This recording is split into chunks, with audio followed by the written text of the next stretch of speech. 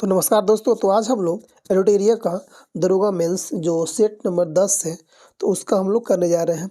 इसमें हम लोग 9 सेट पहले हम लोग इसी चैनल पे करा चुके हैं, तो ये हम लोग का आज का 10वां सेट होगा। ठीक है, अगर आप नए हो गए इस चैनल पे तो चैनल को सब्सक्राइब कर दिएगा और लाइक कर दिएगा और शेयर कर लीजिएगा। ठीक है, तो चलते हैं आज हम लोग का सेट नंबर 10 क्वेश्चन फर्स्ट देखते हैं। क्वेश्चन पहला कह रहा है कि मधुमक्खी मधुमक्खी शहद बनाती है।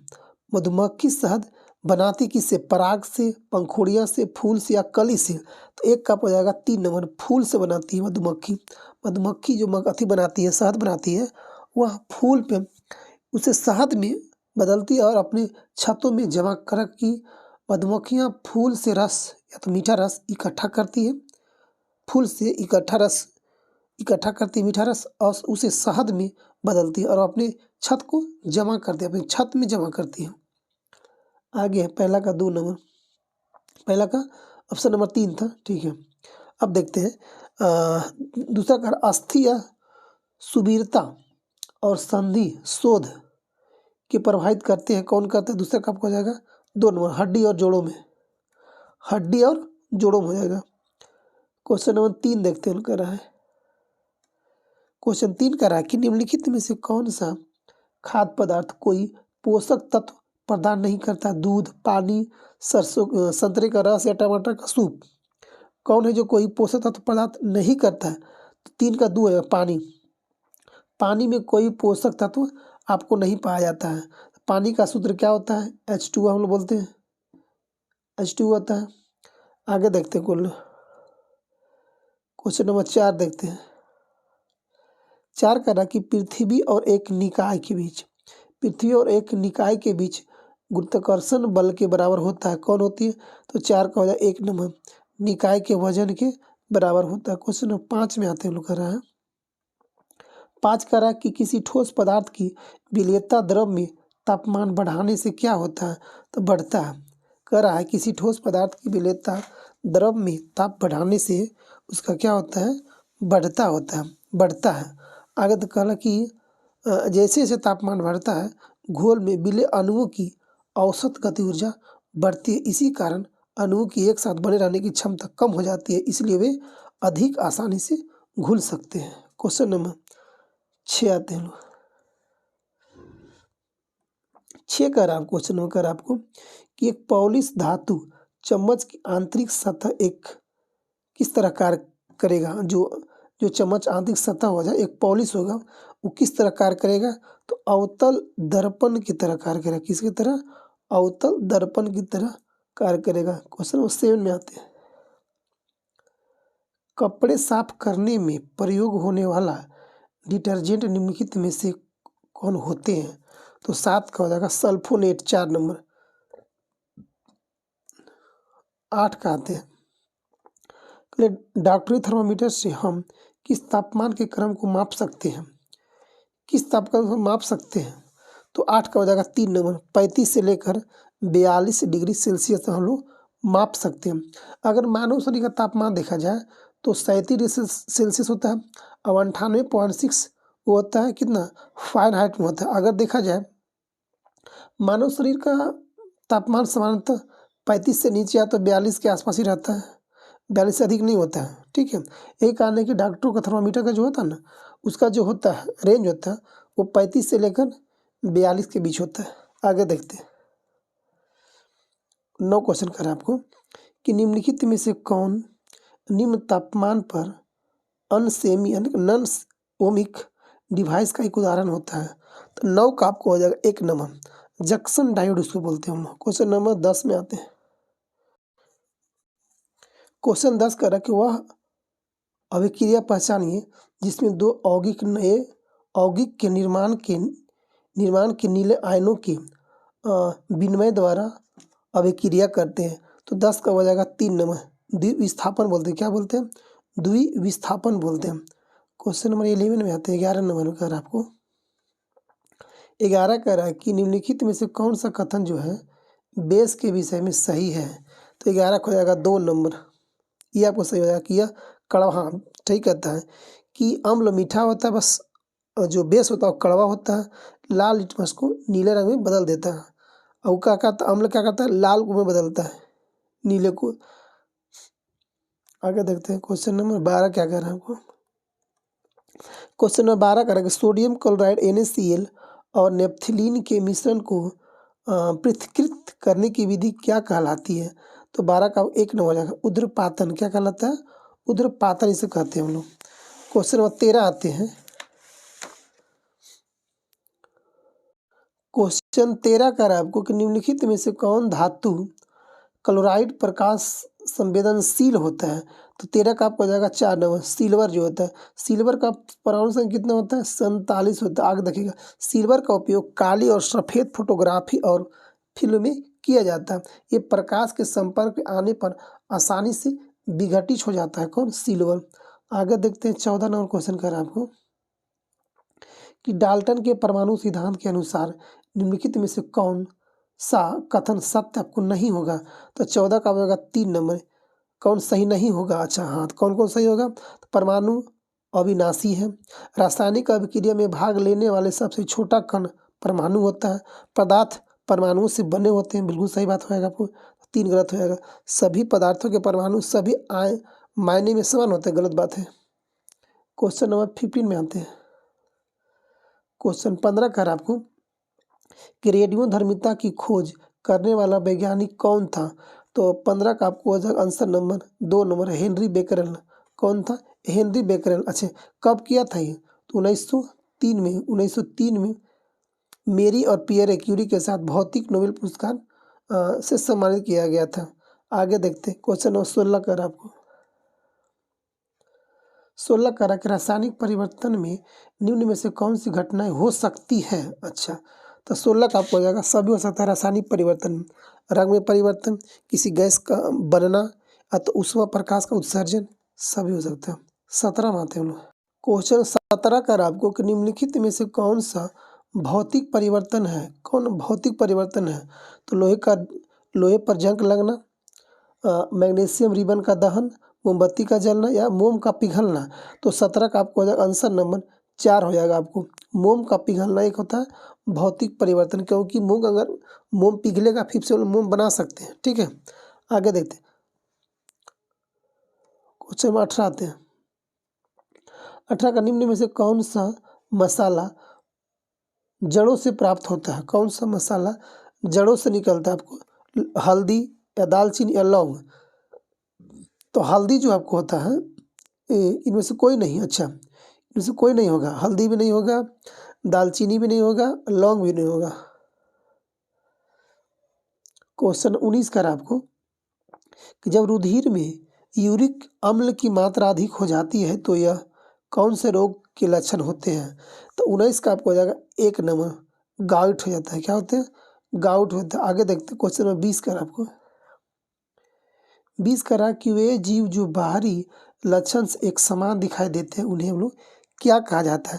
तो 20 का हमको बोलते हैं 2 नंबर फेनोटाइप बोलते हैं, जो एक समान दिखे क्या कहलाता है, बाहरी लक्षण से एक समान दिखे उसको क्या बोलते हैं हम लोग, फेनोटाइप बोलते हैं। क्वेश्चन 21 में आते हैं हम लोग। 21 कह रहा कि संविधान के किस अनुच्छेद में केंद्र और राज्यों के बीच विधायी संबंधों का उल्लेख किया गया है। तो 245 से लेकर 255 के बीच किया गया है। अब आते हैं क्वेश्चन नंबर 22 कर आपको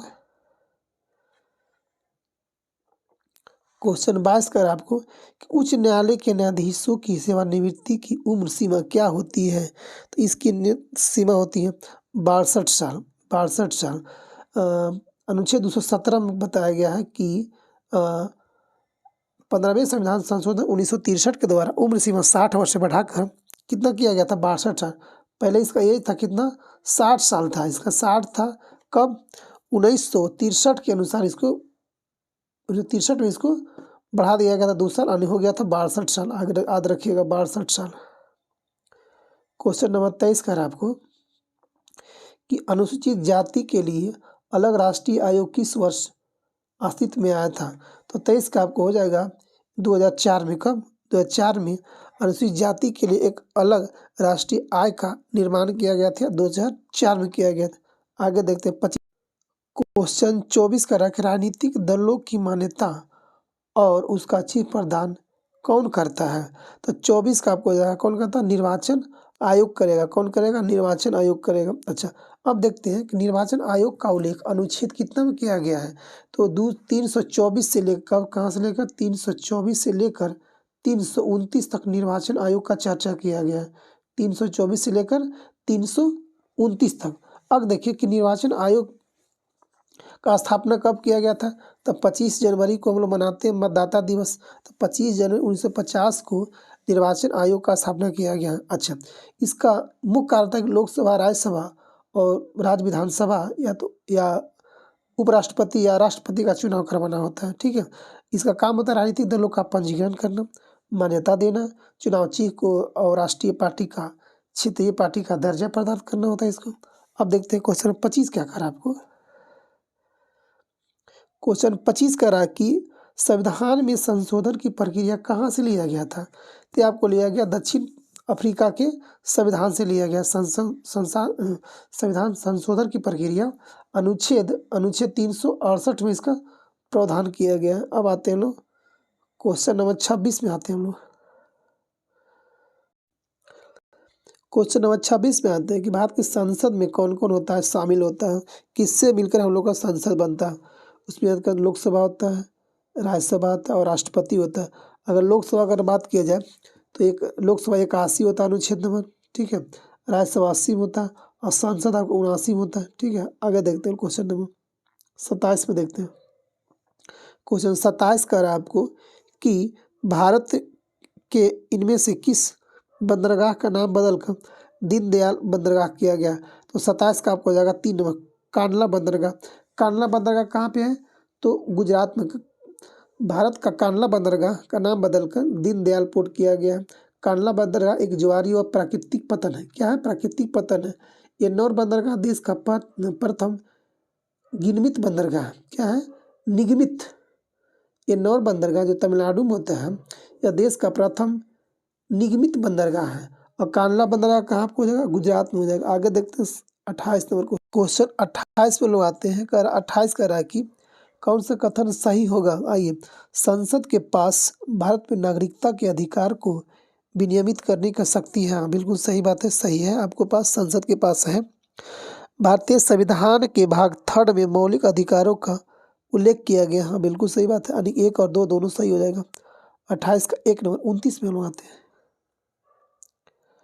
29 क्वेश्चन कर रहा है आपको कि संविधान के किस अनुच्छेद में सर्वोच्च न्यायालय का अभिलेख न्यायालय के रूप में वर्णन किया गया है? तो 29 का हो जाएगा 129 में कहा गया कि सर्वोच्च न्यायालय जो होगा एक अभिलेख न्यायालय होगा। अब कह रहा है कि एक अभिलेख न्यायालय के रूप में उच्चतम न्यायालय की कार्यवाही एवं उसके फैसले को सार्वकालिक अभिलेख या साक्ष्य रूप से रखे जाएंगे। आगे देखते हैं क्वेश्चन नंबर 30 कर रहा है आपको। करा निर्वाचन आयोग 3 सदस्यीय आयोग किस वर्ष से बनाया गया था? अच्छा, हाँ, पहले एक ही था, तो अब इसमें एक मुख्य हो गया, 2 गो आपको होता है उपचुनाव आयुक्त रहता है। अच्छा, तो 30 का आंसर आपको हो जाएगा 1989 में। कब से? 1989 में हो गया है। अभी इसके अंतर्गत एक होता है मुख्य चुनाव आयुक्त होता है और 2 अन्य चुनाव आयुक्त होता था। 1984 के बाद से इसको बढ़ाया गया था। कब से बढ़ाया गया था? 1984 के बाद का जो चुनाव हुआ था उसके बाद 1989 में इसको बढ़ा दिया गया था आपको। अब देखते हैं क्वेश्चन नंबर 31 का रहा आपको। ऑपरेशन आयरन स्वाड, जी, ऑपरेशन आयरन स्वाड निम्नलिखित में से किस देश द्वारा शुरू किया गया था? ये अच्छा क्वेश्चन होगा। इजराइल के द्वारा। कौन शुरू किया था? इजराइल ने ये किया था। किसके विरुद्ध किया था? इजराइल ने ये ऑपरेशन जो स्वाड था यह हमास द्वारा गाजा से इजराइल द्वारा दागे गए रॉकेट की बौछार को जवाब में ये शुरू किया था। कौन? Operation iron storm. कौन किया था? स्वाट कौन किया था? इजराइल किया था। क्वेश्चन 32 में आते हैं। 32 कह रहा है कि 2 सितंबर को सूर्य का अध्ययन करने वाले पहले अंतरिक्ष आधारित भारतीय वेधशाला आदित्य 11 किस प्रक्षेपण द्वारा छोड़ा गया था? आदित्य 11 को जो 2 सितंबर 2023 को छोड़ा गया, उसका रॉकेट का नाम था, इसका प्रक्षेपण केंद्र यान का नाम था PSLV C-57 था। क्या नाम था? PSLV C-57 था। आगे देखते हैं।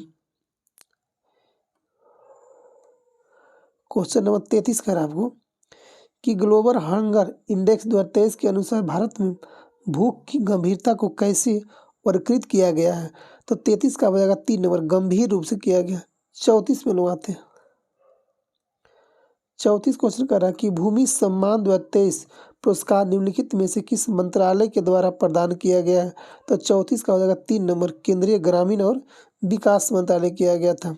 कब किया गया था। तो इसका जो द्रौपदी मुर्मू के द्वारा 18 जुलाई 2023 को, कब 18 जुलाई 2023 को शुरू किया गया था।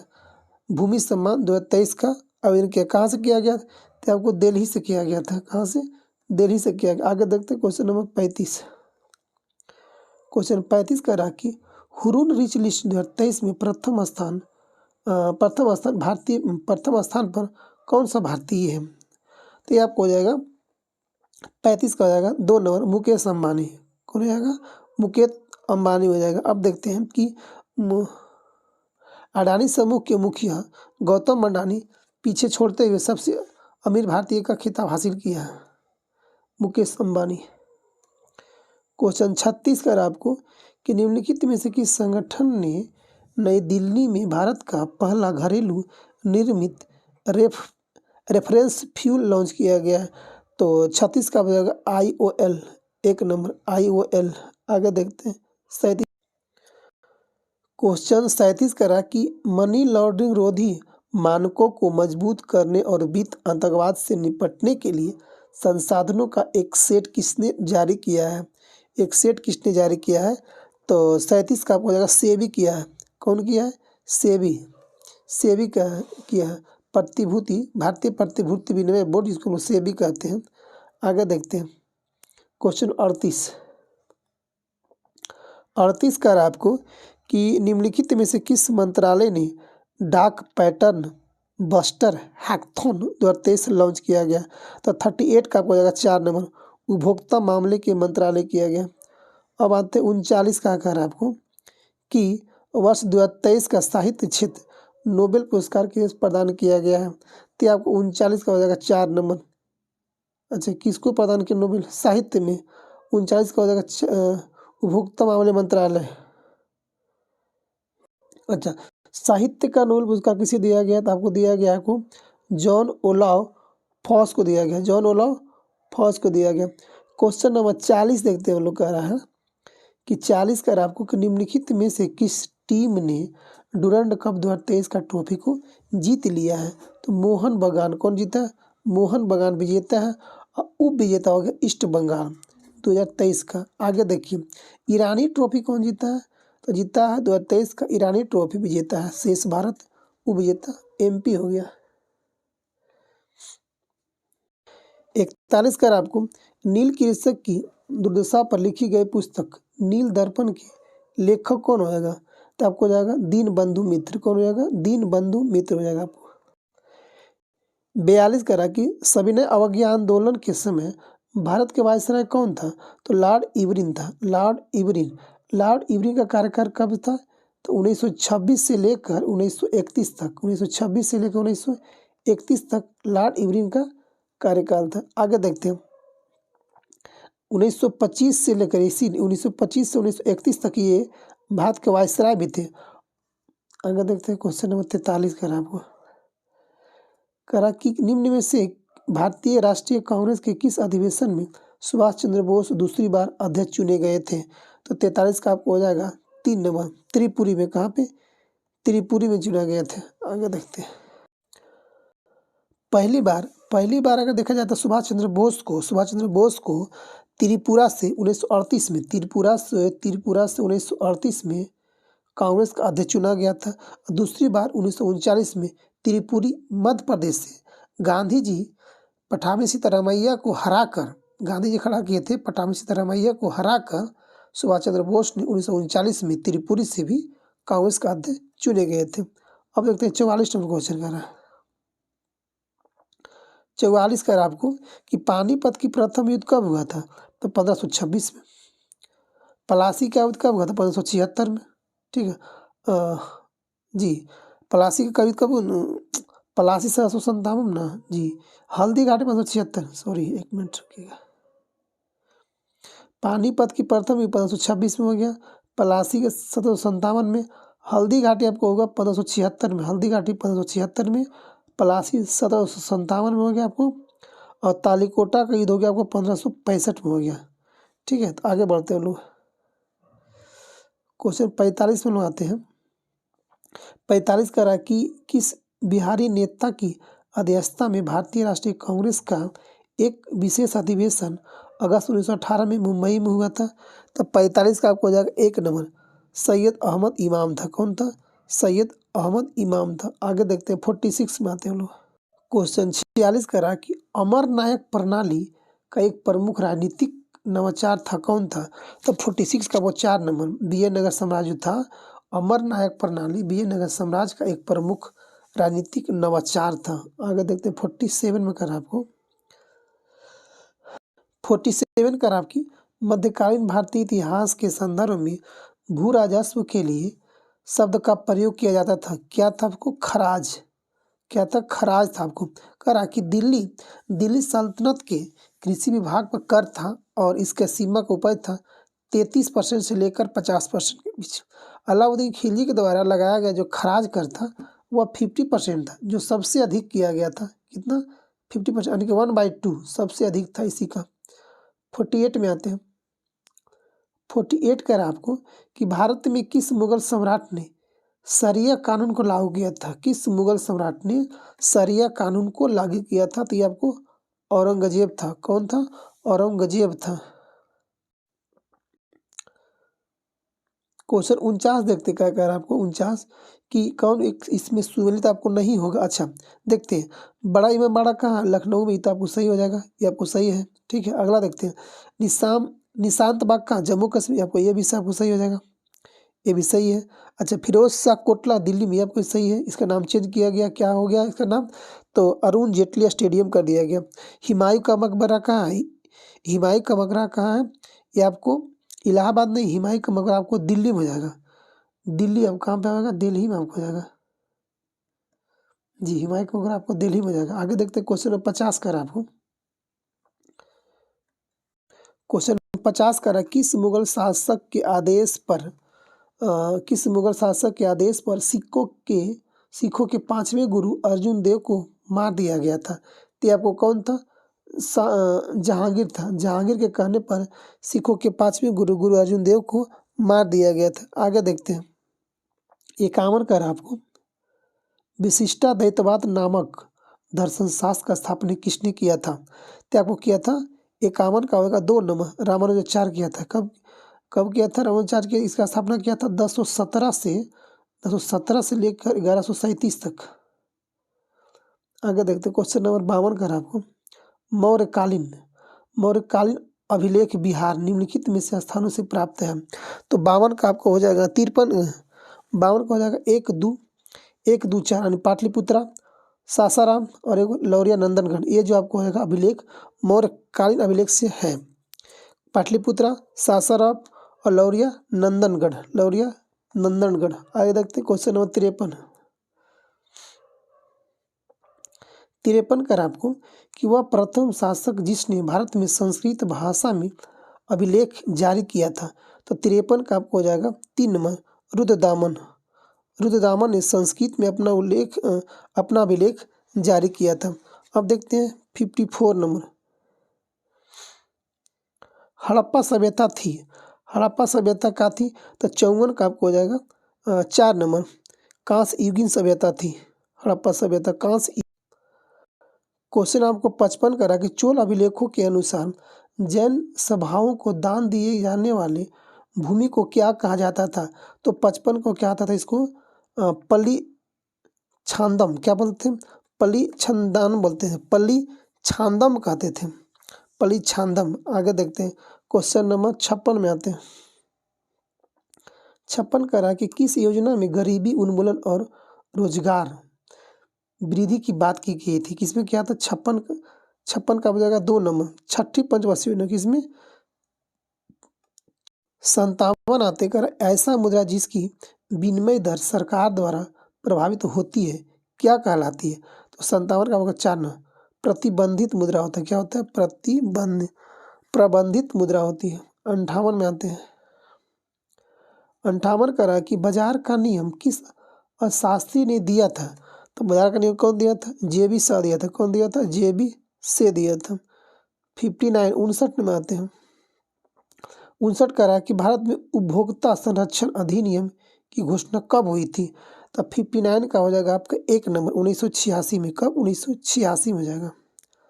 60 नंबर आते हैं। क्वेश्चन 60 बोल रहा है आपको कि किस योजना के अंतर्गत सरकार ने यह कृषि नीति बनाई थी जिसने हरित क्रांति का जन्म दिया था? तो 60 का आपको हो जाएगा 4 नंबर। तृतीय पंचवर्षीय योजना कब से कब था? 1961 से लेकर 1966 के बीच था। इसी में हरित क्रांति का जन्म हुआ था। हरित क्रांति का जन्म हुआ था जब भारत और पाकिस्तान, जब भारत के चीन और पाकिस्तान से युद्ध लड़ना पड़ा था। भारी सूखा और अकाल का सामना करना पड़ा था उस टाइम। हरित क्रांति उन्नत बीज, उन्नत तकनीकी और सिंचाई उर्वरक आदि के प्रयोग से बल दिया गया था इसमें। 61 में आते हैं हम लोग। 61 कह रहा कि तंबाकू निषेध दिवस कब मनाया जाता है? तो आपको मनाया था 31 मई को। कब? 31 मई को। आगे देखते हैं। संयुक्त राष्ट्र दिवस कब मनाया था? 24 अक्टूबर को मनाया जाता है। भारतीय स्टेट बैंक का स्थापना कब मनाया था? 1 जुलाई को मनाया जाता है। आगे देखते हैं क्वेश्चन नंबर 62 में। नाटो का स्थापना कब हुआ था? नाटो की स्थापना कब हुई थी? तो नाटो का स्थापना किया गया था 1949 में। कब? तो आपको हो जाएगा 1 नंबर 4 अप्रैल 1949 को नाटो का स्थापना। नाटो का फुल फॉर्म क्या होता है? नॉर्थ अटलांटिक ट्रीटी ऑर्गेनाइजेशन होता है, यानी उत्तरी अटलांटिक संधि संगठन होता है।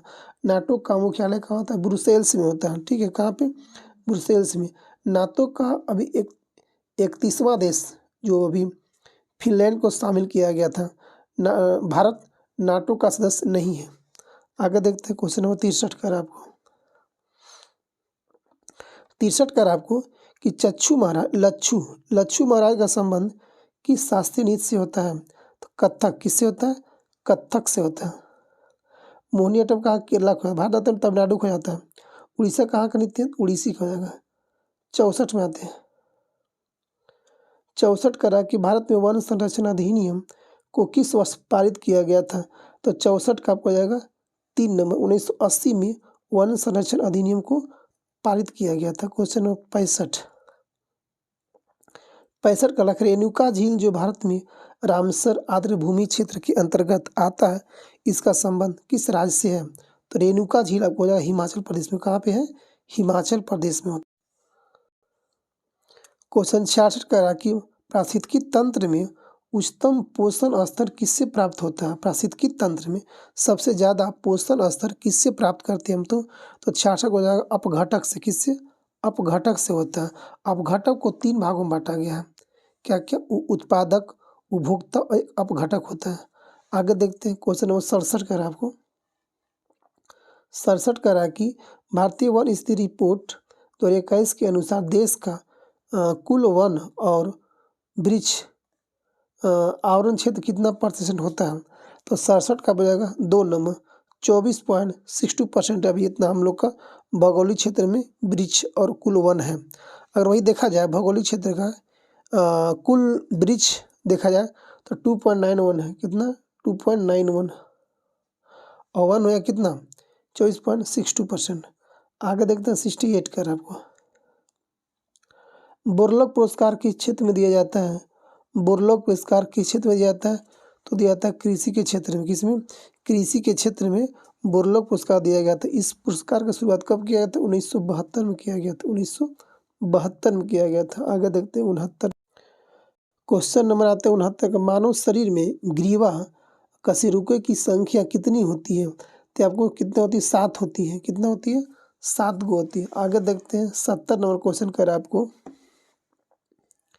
कि पो बांध पेरियार बांध पेरियार नदी केरल पर स्थित है। इस बांध की सुरक्षा को लेकर किन 2 राज्यों के बीच विवाद चल रहा है? किस नदी पे? पेरियार नदी के लिए। देखो केरल तो इसमें पक्का होगा। केरल और तमिलनाडु के बीच इस नदी पर क्या चलता है? विवाद चल रहा है। 71 में आते कर आपको 71 कर आपको कि Indian institute of tropical metrology कहाँ है, कहाँ आपका हो जाएगा ये आपको मेट्रोलॉजी का 71 का हो जाएगा पुणे में। कहाँ पे? पुणे आपको हो जाएगा। क्वेश्चन नंबर 72 देखते हैं उनका रहा। एयरफोर्स एकेडमी भारत में कहाँ स्थित होता है? तो एयरफोर्स एकेडमी आपको हो जाएगा हैदराबाद में। कहाँ पे? हैदराबाद में हो जाएगा।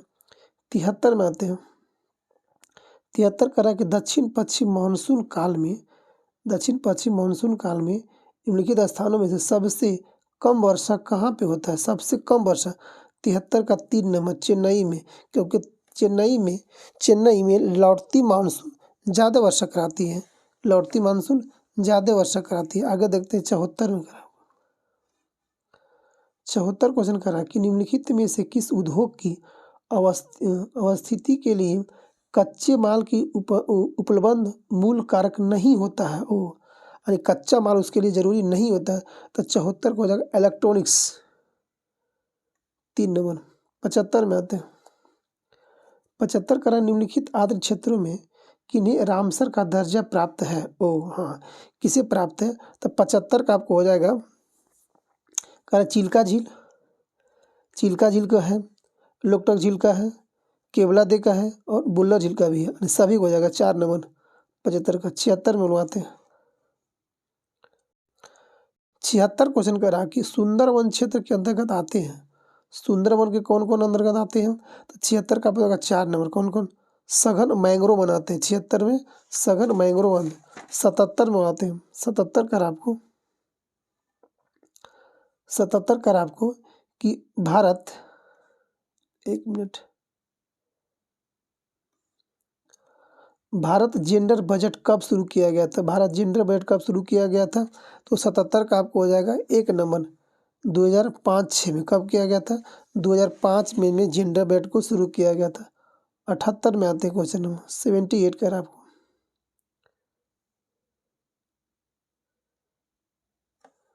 78 कर आपको कि भारतीय राष्ट्रीय कांग्रेस का 27वां अधिवेशन किस स्थान पर हुआ था? तो 78 का आपको हो जाएगा कहाँ पे? बांकीपुर कहाँ है? पटना में। बांकीपुर पटना में हुआ था। कब हुआ था? 1912 में। 1912 में हुआ था। 1912 में हुआ था। और 1922 में हुआ था आपको गया में। याद रखिएगा 1922 में आपको हुआ था गया में किया गया था। अब देखते हैं 79 क्वेश्चन कर आपको कि सम्राट शाह आलम द्वितीय ने ईस्ट इंडिया कंपनी को बंगाल, बिहार, उड़ीसा की दीवानी कब प्रदान किया गया था? तो 1765 में 12 अगस्त को दिया गया था। बक्सर के युद्ध के बाद 12 अगस्त 1765 को ईस्ट इंडिया कंपनी को बंगाल, बिहार और उड़ीसा को दीवानी प्रदान किया गया था। क्वेश्चन देखते हैं हम लोग 80 नंबर क्वेश्चन देखते हैं। आज का अंतिम क्वेश्चन है और 80 क्वेश्चन हो गया कि वर्ष 2011 में बिहार के कितने जिलों में 10 लाख से कम जनसंख्या थी? कितना जिला में? तो 80 का आपको हो जाएगा मात्र 3 जिला में 80 से कम जनसंख्या थी और सब में था 80 से ज़्यादा। तो दोस्तों ये हम लोग का आज का क्राइटेरिया का जो सेट नंबर था, हम लोग का सेट नंबर ये आपको कंप्लीट हुआ। तो आप लोग अगर नया होंगे तो इस चैनल पर लाइक और सब्सक्राइब कर दिएगा दोस्तों। थैंक यू, धन्यवाद। जय हिंद, जय भारत, वंदे मातरम।